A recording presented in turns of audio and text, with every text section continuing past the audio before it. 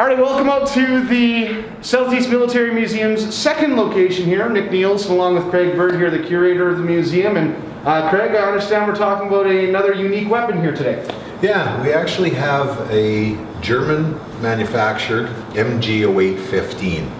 So this gun was the light infantry gun of the time. So it would weigh about 35 pounds. So the jacket in the front that encases the barrel is filled with water.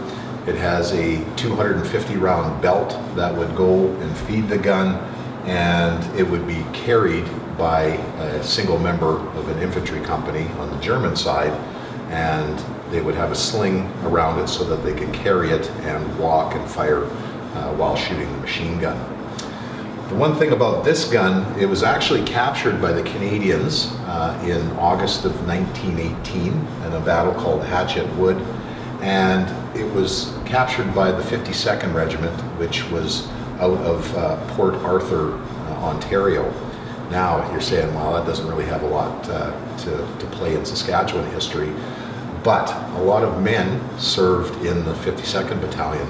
They were pulled up as reserves, and there's a lot of men that in this area that ended up going to the 52nd Battalion and serving with them and fighting with them throughout the course of the war. So we actually have quite a few ties, believe it or not, to the 52nd Battalion, and some of the items here refer not only to the Saskatchewan men, but that regiment as well.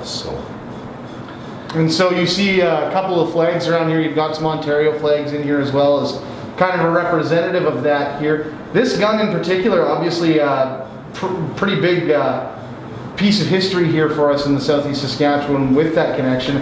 How important, how common was this kind of weapon used then back in the day? Well, it was one of the main weapons that the Germans used during World War I, but they were all brought back as war trophies after the war. So depending on the contribution and the size of the town or the city that provided men for the military at that time, they were given different machine guns, artillery pieces, that sort of thing, as thanks from the Canadian government for providing men for the Canadian forces. So this one actually got saved by some individuals from getting thrown out.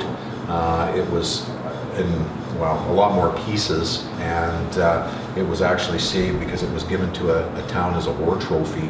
And because it was saved, I ended up getting some parts just to make it display a little bit better, and then we dug up the history because there's actually documentation of it being brought back as a war trophy. All right, so lots of history behind this weapon here. Make sure you come to the Southeast Military Museum and check this thing out along with all the other stuff that is packed in this place. Greg, thanks for the lesson today. We'll have another one for you tomorrow on discoverestevan.com. Thanks, Nick. Thank you.